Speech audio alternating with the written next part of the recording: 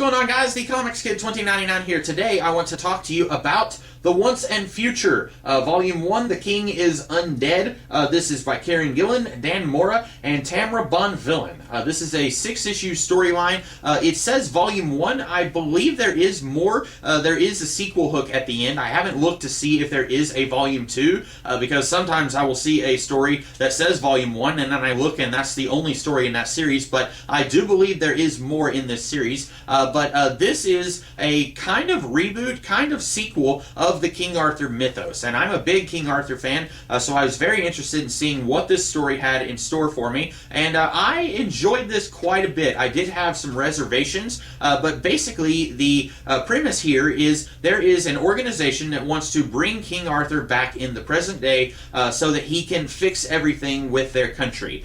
You've probably heard the legends that King Arthur will return in his country's darkest hour, and there are a couple of characters here who talk about that a little bit, and one of them says that prophecy can be interpreted one of two ways. Either he will come back and he will fix everything during the darkest hour, or he will come back and cause the darkest hour, and that's kind of the direction that this book is going. Arthur is portrayed more as a bloodthirsty warlord and less as a benevolent ruler that you see him portrayed as a lot of times. And so I was kind of like, oh, okay, that's interesting. I prefer stories where Arthur is more of a benevolent good guy, kind of like Superman if he doesn't have any superhuman abilities, but I'm not going to say that him being a bad guy was a deal breaker for me. What was a little bit of a deal breaker for me was a lot of the metatextual layers that this story had. There are several moments here where you get the feeling that the legends have accumulated about King Arthur, and some of them are not true, but they could be true if you believe in them. There's one point where Arthur is talking to one of the good guys, and she says, oh, you don't know who Lancelot is because he came after your time. But you get the feeling that Lancelot could still be real.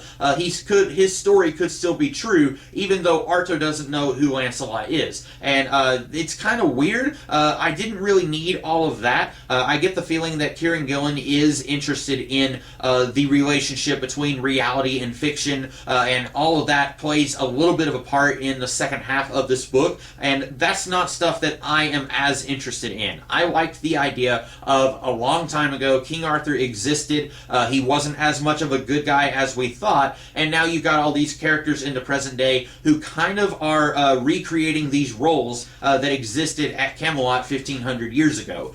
You've got one character here who is kind of Elaine, that's Lancelot's baby mama. Her son is Galahad. I don't want to spoil who everyone in this story is. There are a couple of twists that I did not see coming, but characters here fill certain roles, and I was on board with that. I thought, okay, this is interesting, and then I will spoil one thing that happens at the very end of the book, so if this is something that you're interested in, go ahead and turn this video off now, but I will go ahead and say there's one character who she changed her name to Elaine so that she could create a Galahad to help King Arthur when she brought him back from the dead. And then at the end of the book, what appears to be the Grim Reaper shows up and says, you don't need to be Elaine anymore, but now Merlin could use a Nimue. And I thought, okay, this is a little weird. I would have rather they said, okay, here's a separate character who is going to be the Nimue, and here's a character who's going to be the Gawain. I wish they had done something kind of like that. Have all these characters in the modern day trying to fill these roles that these characters filled back in the days of Camelot. But this business of Lancelot may have existed, or maybe he didn't for this particular Arthur that they have brought forward, and these stories, maybe they're true, maybe they're not, maybe our belief in them makes them true. I didn't really like any of that. I didn't like the nebulous nature of I can become a Gawain, or I can become a Galahad, but then I can also become this other character in the King Arthur mythos. Like, who is this Merlin guy? He looks like the Grim Reaper, so is he the original Merlin, or could some dude, a professor at Harvard, could he become the new Merlin if he needed to be? That kind of stuff, I feel like needed to be fleshed out a little bit more. I think we needed to have more of a hard stance on how all of this works in this world.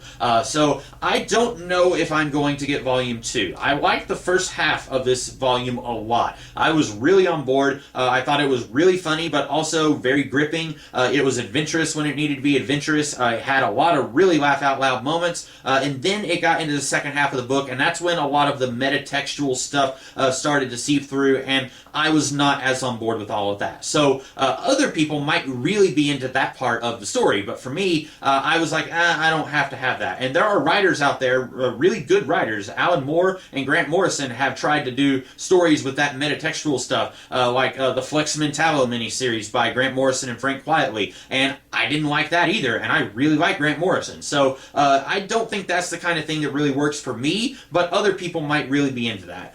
So anyway, that's about all that I have to say about the Once and Future Volume 1. I hope you guys liked this video, and if you did, be sure to check me out in the future. I'll be doing other videos. Until then, have a great rest of the day. Catch you later.